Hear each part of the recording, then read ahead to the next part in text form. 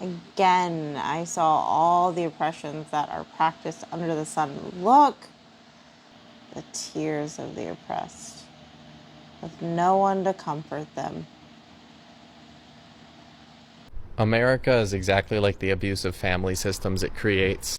They look at the person who is struggling the most in the family, who is struggling the most in the country, and then they pin the shortcomings of the family on those individuals, of the nation on those individuals. Because the way that the power structure, the way that the power problem is set up, the people higher up on that status pyramid think of themselves as being inherently good. So they automatically dismiss any valid criticism of the whole structure that the scapegoated person, that the person who is at the bottom of the power structure because they aren't living up to the expectations of the family or of, the social work environment. And that person becomes isolated and also a symbol of everybody else's superiority. And they must therefore never be believed and always be kept there. That's what happens with every oppressed person in the face of these giant power structures. And when you look at people who are trying to make change, who are trying to criticize the power structures as a whole, and you're a person who has believed in them and been rewarded by that, who has defended their efficacy and therefore been rewarded, like a golden child will defend parents as they abuse the scapegoat, instead of looking at the people in power, the parental figures, the leaders who have pitted us against each other. They want to do that to maintain control, and the only way we break that is if we band together and the golden children start listening to the scapegoats. Y'all did everything right and you're still getting abused by this system. So maybe the system is broken and the people who lead it shouldn't be trusted. Let's talk about enablers real quick. And one of the excuses that we collectively kind of use as a society to enable these enablers. And I'm talking in particular enablers of parental narcissistic abuse, where they cannot conceive of a mother or a father being abusive towards their child, and we tend to give them the free pass of, well, they've never experienced it, so it's okay that they are enabling this abuse. And I'm just gonna be very blunt that that's just a crock of shit, okay? Anybody who has empathy and is a reasonable person does not have to go through every single unimaginable, horrible thing that any given person could possibly go through in order to empathize with that situation. For example, someone gets into a car accident and their leg gets amputated. Would you not empathize with that person on how their life must be so different now, rather than telling them that if they're just more positive, their leg is gonna grow back, or that the person who caused the accident was very well-meaning and they need to be forgiven, even though that person's life is altered forever? Right? It's not hard to empathize with a situation that you haven't necessarily been through. And so these enablers who can't conceive of having an abusive mother and are perpetuating the abuse by telling you, when you share one of your darkest moments in your life with this person, that it's somehow your fault, or that you have to forgive and your parents are getting old and they didn't mean it, and whatever. Are they really that stupid that they can't think that their experience could be completely different from another person's experience? Or, like most enablers, are they probably toxic themselves and okay with the abuse and probably treat their own children that way as well, but would never admit it? And they just use this sort of excuse of playing dumb or whatever to continue enabling the abuse. Just some food for thought.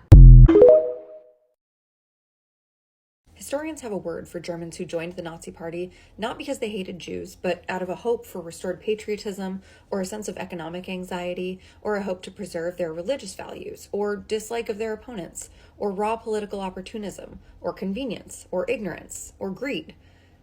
That word is Nazi. Nobody cares about their motives anymore. They joined what they joined. They lent their support and their moral approval, and in doing so, they bound themselves to everything that came after. Who cares anymore what particular knot they used in the binding? That is a quote from author A.R. Moxon, and it feels pertinent to share it right now. When people look back at this time in U.S. history, they won't care why you voted for this president. It won't matter if you voted for him because you're worried about national security, or because gas and groceries were too expensive, or because you're convinced that the president controls inflation. If you voted for him, you have to own the xenophobia, the transphobia, the religious extremism. You are responsible for the detention centers, the increased infant and maternal mortality rates, the preventable measles outbreaks, and the plane crashes. You don't get to gloss over those parts just because you wanted cheaper gas. It doesn't matter. You decided your wants were more important than others' lives. History won't look kindly on those who sold out their neighbors for a cheaper carton of eggs. It's called company loyalty. You gotta work for one company your entire life. And if you work really, really hard and with a little bit of luck, you'll die before they force you to retire. The owner of my company is a billionaire, and he gives us a pizza party like once a month. I mean, that must cost him so much money. He really, really cares about the little guy. And who knows, one day I might be a billionaire. Want some? So I worked at Google for a while until they laid me off. and then I went to Facebook, where they laid me off. They keep laying me off. So now I walk dogs. What do I do for work? I'm in accounting. Ah, so you like working with numbers. Not that type of accounting. Back in my day, me and the fellas from the asbestos factory would go throw bricks through the Italian family's windows. We called that a pizza party.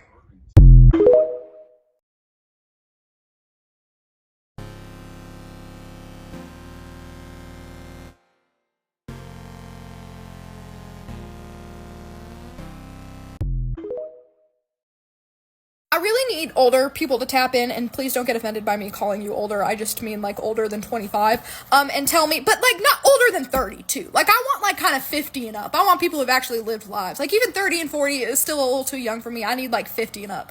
Has shit always been this bad? Because sometimes I think like, think about like, to be alive like during slavery, or to be alive during Jim Crow or World War I or World War II. Like the world had to have felt so hard to live through, and I kind of find a little bit of comfort in this idea of like things have always been chaotic. But I always wonder if like older people see the world now and they're like after like living through harder things and being like, yeah, no, this shit sucks a lot. Like how do they judge bad? Can I get some old folk? Let me know. You've been scared shitless this whole time? Like, is this life? Because I can be fine with it if it's life, but if it's just right now, I'm going to be a little pissed. Hi, I'm very depressed that I can't stop thinking about this woman, so let's talk about her. First of all, her injector and her makeup artist absolutely hate her. There is no way that this is a 27-year-old. No way. Especially because, like, on her Instagram, like, she looks like this. And this was only a few months ago. This man is 30 years older than her, and that is her husband. There are no pictures of them together on her Instagram, and he's not even, like, really in the pictures of them engaged. She cuts his face off at any chance. Also, they got engaged in December and their baby was born in July. The math ain't mathin'. Also, he was the finance director of her house campaign, and he also owned the properties that she ran Women for Trump gatherings at. But let's get back to this travesty. And before anybody comes for me about not being a girl's girl on this one, she treats women's rights like she is a 22-year-old frat boy who voted for Trump. So I'm gonna treat her like that. I wonder how much it really bothers her that like the most news that's going around about her is that her husband is so much older than her. It's a really strange relationship that nobody can quite track, and she does not look 27. Because if I was 27 and somebody was like, girl, you look 40, I would have been devastated. And I know this girl get work done. I know there's Botox up here. There is no way those are real. 27.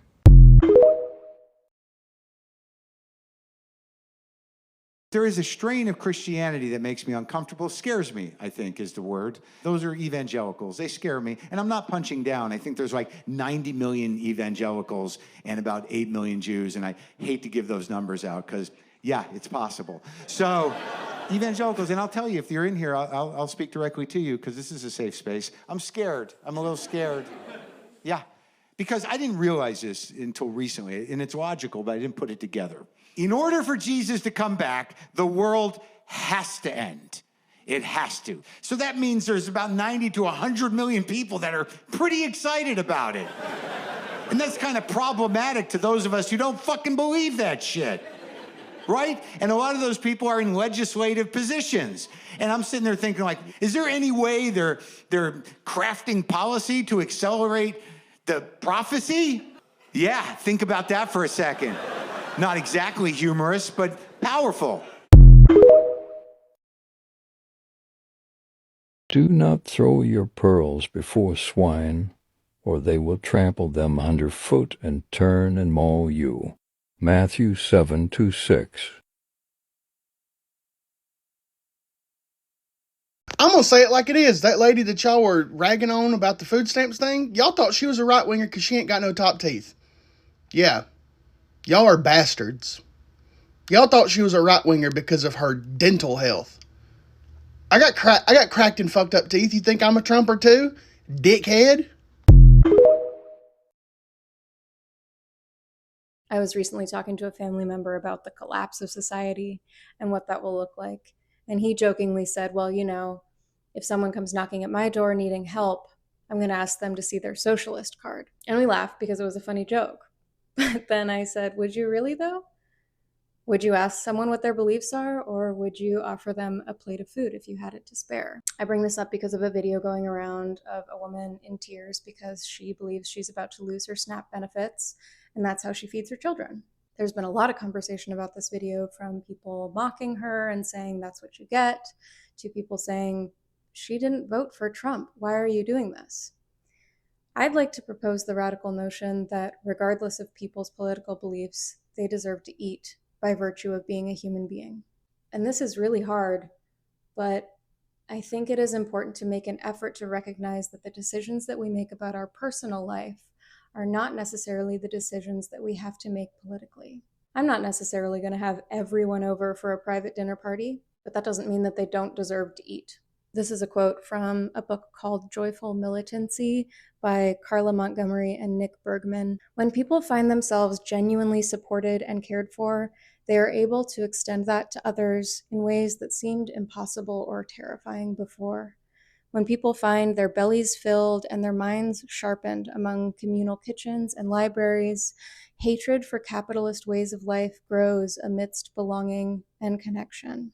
I know that we're all hungry for easy answers and things that feel righteous and just. But I want us to work together to continue to ask if that righteousness or justness is celebrating someone else's pain. Who does it serve? No, I'm autistic. I don't believe in hierarchies. I will never, ever, ever consider anyone else on earth above me. And you can get over that. Not that I hope this happens, but if we do have a dystopian future controlled by oligarchs, I hope instead of people being like, oh, I really want to be an actor, but my backup plan is to be a lawyer, they're like, oh, I'd really like to be a businessman, but my backup plan is to weave baskets for my community. I don't think the queer community has reckoned with the fact that so many of us sold out our values for a slip of paper. Because it took exactly 10 years to go from marriage equality to, oh, they might round us up. And before I go any further, I want to say that I understand why assimilationism to people just a generation older than me was so much more preferable to the way things had been going. And I have friends whose uncles or grandparents were murdered in the street for being queer, for just daring to exist in public. And so for the government to come along and say, marriage equality, it meant something. It felt like it meant something, but there was always that other faction of queer people. The anti-assimilationists. The ones who knew that the oppressors don't just hand you your rights on a silver platter. But the Democratic Party figured out that all they had to do to lock down progressive votes, even as they continued to make the lives of not only queer people, but just about everybody worse, was to do that, was to make that big sweeping gesture. Here's your piece of paper that says we recognize your marriage. Are you fucking happy now, fat? And for way too many of us, myself included, though in my defense I was 17 at the time, jumped and cheered and declared that our struggles were over forever because the Democrats had saved us. Marriage equality was not a gift to the queer community, it was a gift to the Democratic Party. And 10 years later, there will not be a corporate pride this year. There will be no rainbows in Target. BP Mobile and Exxon are not having their drill baby drill for pride fucking event this year. Because we gave up what it actually means to be queer for a piece of paper. We forgot the very reason that we call ourselves queer, and that we are not straight because we deviate from the norm, not only in our sexualities or genders and gender presentations, but in our lifestyles and our values, to act as a counterweight to this hideous system of oppression that we are living under. To be very clear, we should have marriage equality for those that want it, but for whom does that actually significantly improve their lives? Already affluent, cis, white, gay men. It doesn't do jack shit for trans people. It doesn't do jack shit for a lot of black queer people. It doesn't do that much for anyone who isn't a cis, white dude. Pride is not a parade. Pride is not a gay wedding.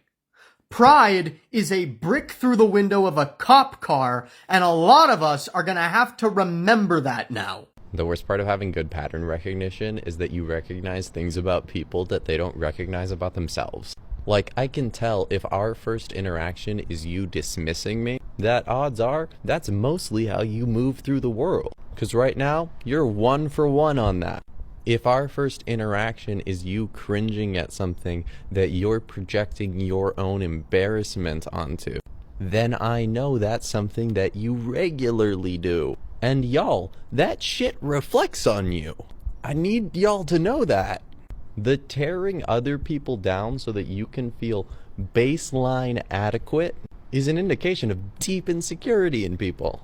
You wouldn't need to move through the world tearing other people down if you felt at all confident. And this has been my whole life, is a bunch of people walking around butt-ass naked, Emperor's New Clothes style. And everyone's pretending that they're fully clothed. Because no one owns a mirror that lets them look at how ugly their egos are. Just letting y'all know, if you don't want conservatives to hold power for the rest of forever, it's probably not a good idea to go on here and find poor people and call them stupid, dumb, poor losers because they're missing out on food stamps. Conservatives voted for Trump because they already think that the left or Democrats or whoever doesn't care about them. So you get over here and you say, oh yeah, by the way, yeah, I absolutely don't care about you, and I hope that you starve to death. And the greatest part about it is the people that you're saying that to, they voted for Kamala. This has happened more than once. That's crazy. It's crazy that this has happened more than once. Never underestimate a Quaker lawyer, I'll tell you what. Not only do they strongly believe in what they're doing, but they never retire. Someone commented in one of my other videos on Quakers that, like, hey, Quakers kind of seem like a whole bunch of autistic people who found each other. And for the life of me, I can't come up with a good counter-argument to it. I can't stop thinking about it. I will implore my home meeting for worship to join in with this lawsuit on Sunday. My friends at Baltimore Yearly Meeting, New England Yearly Meeting, Philadelphia Yearly Meeting, Adelphi Friends Meeting, Richmond Friends Meeting, speak my mind.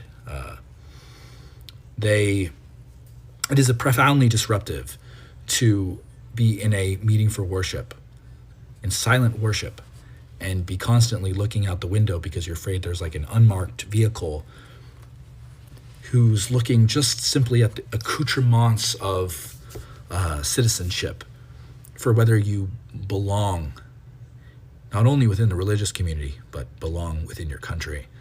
It's profoundly distressing and incredibly distracting, at the very least, for practicing being a Quaker. I was speaking to a Quaker historian. She is a lawyer herself, past the age of retirement. I don't think she's ever going to retire. And not only smart as a whip, but maybe the smartest person I've ever met. And she kind of talked about some regional differences between Quakers, which I had not emphasized in my previous content. One was that, like, a lot of West Coast Quakers use the religion as kind of a way to center oneself, to be mindful, to be in the moment, to galvanize one's spiritual sense, one's sense of morality into something concrete, to be calm and centered. And she said, it is kind of a departure from traditional meeting for worship, traditional Quakers. And I was like, that's interesting, because I am a traditional Quaker myself. She's like, honestly, it's kind of a reformation of the soul. You go into Quaker meeting on the understanding that you're going to use your inner light to kind of reform the soul. It's not pleasant. It's not something that's supposed to be calm. And I was like, damn, you're intense, but I like it. And then we had a far-reaching conversation about cultural shift among religions and how that would come about and how that happened within Quakers themselves. And I know if I were a sapiosexual, this would be... I will say, though, after the pandemic, West Coast Quakers have Zoom. You can zoom into most of them. And East Coast Quakers, you can zoom into most of them.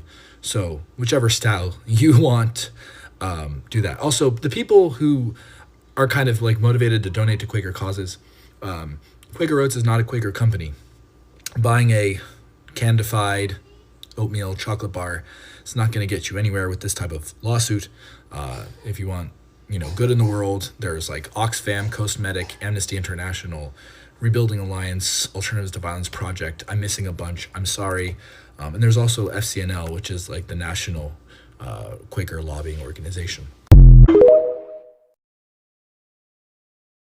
Liberal teachers and healthcare workers that are saying that they're going to hide their students or patients from ICE. You do realize that is a federal crime, right? Yeah, we realized that. Did you not? I love that they said liberal teachers and healthcare workers, because I would just consider them like good and empathetic teachers and healthcare workers. So we are very aware that protecting our students and protecting our patients is illegal. We totally get that. And that's the wild thing that you guys aren't getting. Is like we are willing to get in trouble legally by the law, by the federal law, because we feel so strongly about this. Well, do you think it was legal to hide Jewish people during the Holocaust? Because it wasn't legal. It was very illegal, actually. You could get pew-pewed from it. But people stood up and kept others safe because they felt so strongly about that. We are very aware that's illegal. And I think that makes you uncomfortable to know that we are aware of it, because that's how strongly we feel about this. Not only as a teacher, but also as a therapist, my commitment is to keep my students and my patients safe. If that means I get arrested by the federal government, then that's fine with me. Because reporting someone or giving them up willy-nilly, that doesn't sit right with me. I could never live with myself. I heard that there's a call to bring back masculinity to the workplace, and I take that really seriously. So, I've just been interrupting everybody when they're speaking. When a woman has an idea, I say that will never work, and then 2 minutes later I say, hey, what if we did this? And it's just that same thing that woman just suggested. And also I've just been trying to pee standing up. Understand that it's careerism and the fear of never being elected again that leads to the inaction on behalf of Democratic politicians in the wake of American fascism's true goose step moment. I do get that. But what I don't understand is the gun is already pointed at your face. You have so much to lose at this point besides an election. Why not have your career be defined by flipping out the way everybody else in the country is? Imagine what I'm just going to use this woman because I think that she's a uniquely kind of funny and also interesting person in Democratic politics. Imagine if Kirsten Gillibrand or Amy Klobuchar, thank you all for correcting me on how to say her name, by the way, decided to just publicly call for the arrest of Elon Musk. like just by herself just said, I believe Elon Musk should be charged with trying to overthrow the U.S. government illegally. Something like that, right? She would be lionized in Democratic politics forever. Like, she would be, like, if she made it to the next election, like, she would win in a landslide, right? Because she could actually say, I did something. I at least tried to get the ball rolling on real action. It's just weird because, like, they instead choose careerism when careerism is just, like, losing slowly. I don't even get it. What radicalized me? Well, I don't think there's anything quite radical about the lyrics to Pocahontas' Colors of the Wind or the plot of A Bug's Life, and what a shame that these understandable beliefs that we teach our children to give them the basic understanding of morals is considered radical. And yeah, I know it's kind of a joke, but also having an opinion and sharing it aloud on the internet shifts you into this judgment of being radicalist. However, if I were to respond, I might say groups of men who think, act, talk, walk the same, making decisions about me and my body and how it impacts them, talk in bills and laws, purposefully without the consideration or original input of a woman with salon bleach blonde hair who would never dare to allow for a shadow of a root, looking at me through her recently done lashes and speaking through her recently filled, recently blushed lips and saying, who can believe the price of eggs? Who could ever afford groceries these days, she says. So then I go for a scroll on my phone as a little distraction and I come across propaganda, beauty tips, conspiracies, fitness routines, footage of aliens, influencer beef, sparks of a revolution, except people on the same side arguing about the best way to start and the best way to cope through it all. And then all of a sudden I get a notification of a TikTok ban and then I go to bed and then I wake up and it's back again.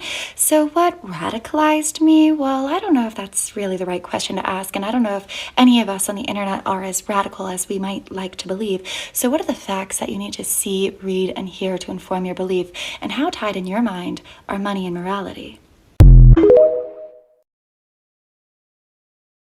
Hey, I'm gonna be your friend today and tell you that there is always something. There is always a way out, a way through. Something can change. I promise. We might have to be inventive about it. We might have to be creative, but we will figure something out.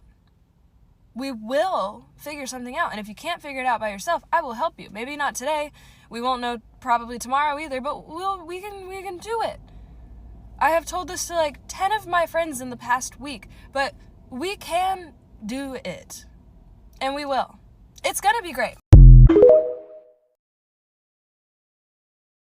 All right, we need to have a talk. I need you to look me in the eye. I know half of y'all are autistic, but we need to make eye contact right now, okay? Because I need you to understand what I am saying to you. You are not useless. You have a place in this. It is just a matter of figuring it out.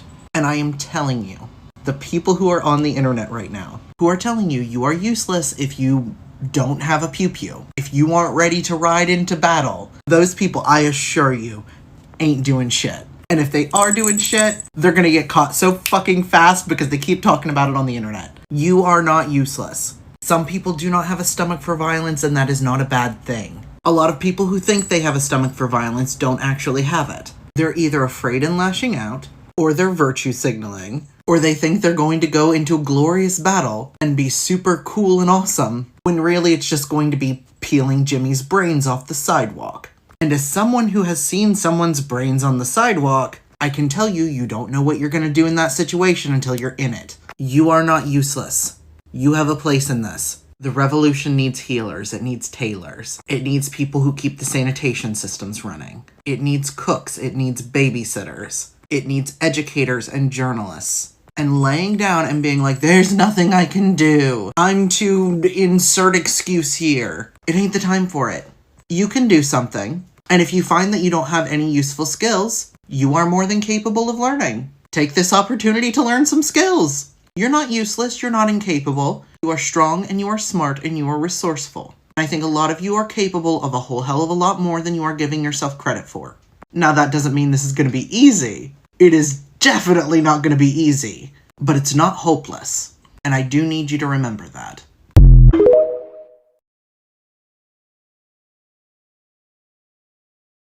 Ever since this motherfucker has been put in office, he has been doing so much evil shit. And everybody on the internet has been like, oh, he's just doing so much evil shit so that he can overload you with evil shit. That way you stop paying attention. That's the real problem, is that you stop paying attention. That way he can do more evil shit. And I'm like, bro, what are you even talking about? I think he just wants to do evil shit. But stop paying attention to the evil shit that he's doing. He's still doing it.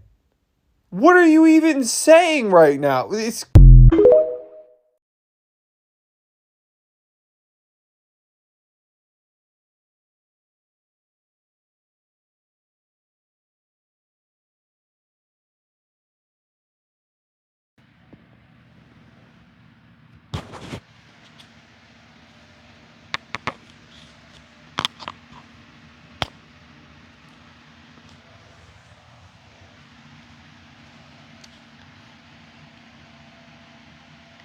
They have taken untold millions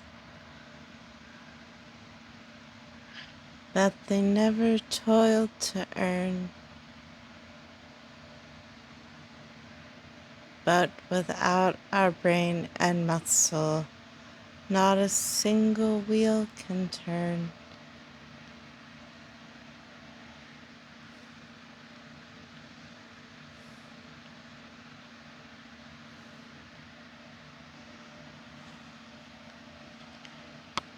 We can break their haughty power, gain our freedom when we learn.